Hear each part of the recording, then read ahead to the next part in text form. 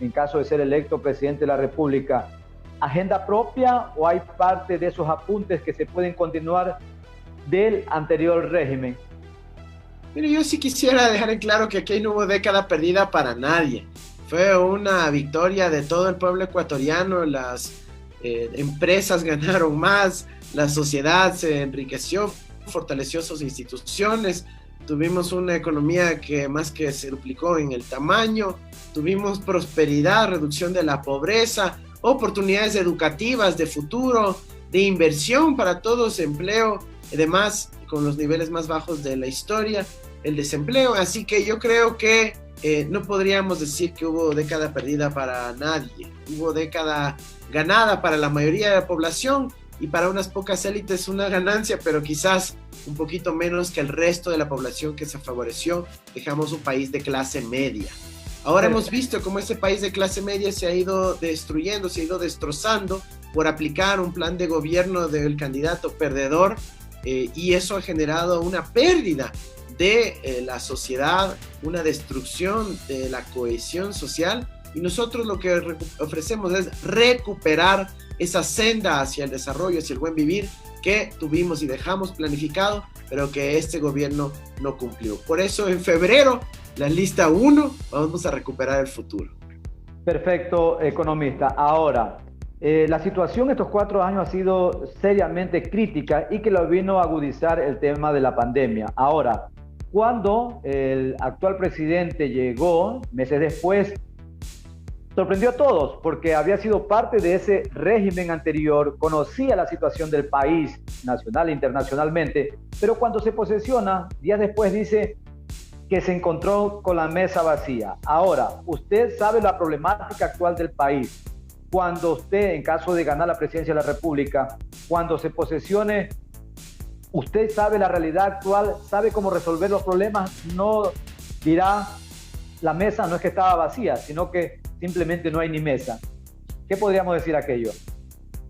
En efecto, no nos van a dejar ni mesa, pero nosotros no vemos acá a estar con venganzas, con odios, como dijo él, que ahora odiaba a las personas que votaban por él, en una confesión de un estado mental bastante preocupante de su relación con el pueblo ecuatoriano. Nosotros acá venimos a dar soluciones, no nos interesa las rencillas, ni el odio, ni la venganza, ni el codazo, ni la trampa como forma de hacer política. Nosotros tenemos 15 años de servicio público y formación académica con resultados comprobados, habiendo participado en muchas instancias del Estado con impecables resultados y eso ahora lo vamos a poner al servicio del pueblo ecuatoriano. Vamos a llegar a las familias ecuatorianas, no nos interesa entrar en la disputa política entre políticos. Nosotros queremos atender a la ciudadanía que se ve angustiada, adolorida, porque se aprovechó la pandemia para meter aún leyes más fuertes en contra de las familias trabajadoras. Nosotros vamos a cuidar de las familias ecuatorianas con política pública adecuada, poniendo dinero en los bolsillos de las familias ecuatorianas para que puedan finalmente recuperarse en algo de esta triste situación económica. Perfecto. La situación, decirlo, lo vamos a hacer, suena bonito. ¿Cómo convencer o cómo demostrar es el cómo hacerlo? Mira, es una gran pregunta. Siempre todo el mundo dice, oye, pero si no hay plata, no hay recursos, ¿cómo quieres hacer lo que dice? Mira, la verdad es que en mayo de este año yo estaba haciendo mis investigaciones en un portal que se llama el Observatorio de la Dolarización. Y yo estaba haciendo los cálculos matemáticos, sumas y restas. Y de repente encontré que había un faltante de 2.000 millones de dólares en las cuentas del gobierno. Entonces, ¿qué hice? Profundicé mi investigación.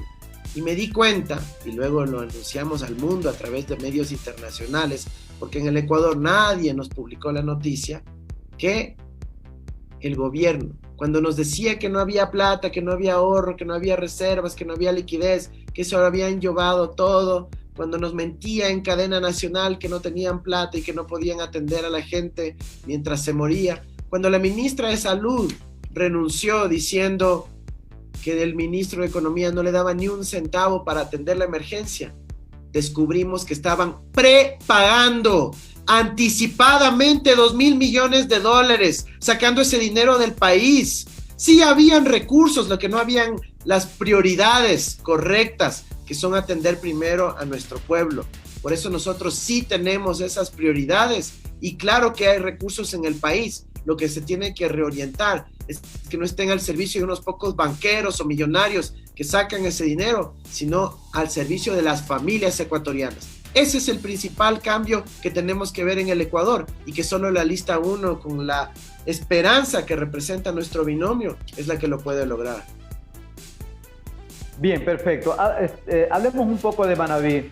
Se dijo que esta provincia era la provincia del milenio y efectivamente hubieron muchas obras que se las recuerda y que si usted transita por estos cantones, la gente está muy agradecida. Hablamos del puente de Bahía, hablamos de la red vial que quedó bastante avanzada, pero también hubieron incumplimientos. Hablamos del tema aeropuerto, la concesión o delegación del puerto un poco cuestionada ahora. Tenemos una refinería que no avanzó. ¿Estos proyectos usted cree que logre concretarlos en su gobierno? ¿Los modificaría o qué le podemos decir a los manavitas, economista? Mira, claro que sí, nosotros tenemos grandes proyectos para hacer en Manabí, pero ahorita necesitamos atender también a las familias manavitas que han visto sus ingresos disminuidos.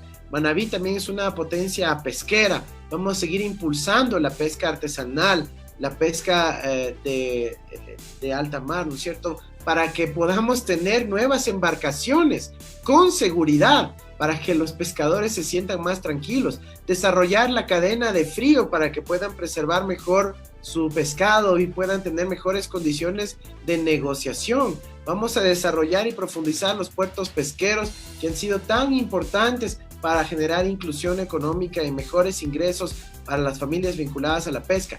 Vamos a un ministerio de acuacultura y pesca ahí, en Manabí, en Manta, para que pueda atender a ese importante sector y potencia económica de nuestro país. Y evidentemente también tenemos que hacer obras en el campo. Un importante anuncio que yo quiero compartir con los manavitas y todos los ecuatorianos en este momento.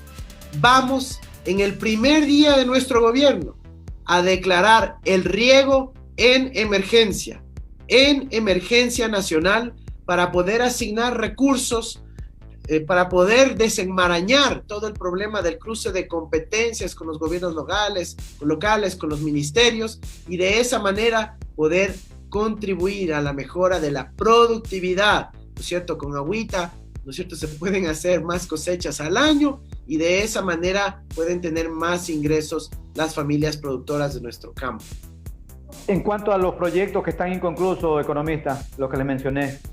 Mira, nosotros, por ejemplo, si hablamos de la refinería del Pacífico, vamos a retomar la refinería del Pacífico, especialmente haciendo énfasis en el complejo petroquímico de la refinería de Manabí. ¿Por qué? Porque el Ecuador importa cientos de millones de dólares cada año en fertilizantes, en agroquímicos, en pinturas, en derivados de petróleo, en plásticos que se pueden producir en nuestro propio país gracias al petróleo que sí tiene el Ecuador. Y eso puede ser un motor de la industrialización del Ecuador y será Manabí el que retome eso. Ya tenemos conversaciones avanzadas con entidades financieras internacionales que quieren retomar el proyecto y nosotros nos comprometemos a avanzar en esa dirección porque Manabí es también nuestra segunda casa. Hablemos un poquito del tema legislativo, economista. Ustedes llevan candidatos propios, hay la esperanza de que quizás posiblemente tengan un buen número de asambleístas. ¿Qué decir del poder legislativo en los actuales momentos, donde se dice que podía estar en una aceptación de un 2%, cuando estamos hablando de uno de los poderes del Estado? Bueno, hemos visto tristemente cómo se utilizó la asamblea para repartir hospitales, para repartir negociados. Estamos viendo una gran cantidad de asambleístas que están siendo investigados en estos momentos y la pregunta clave es ahí quién repartió los hospitales a los asambleístas. Yo he puesto demandas de inconstitucionalidad en contra de las leyes aprobadas por la asamblea en el momento más nefasto, porque ellos hicieron eso, aprobar leyes antipopulares, anti los trabajadores, a cambio de recibir cuotas políticas. Eso es inaceptable, viola los procedimientos constitucionales y no tenemos que esperar a ser gobierno para poder actuar en defensa de nuestro pueblo.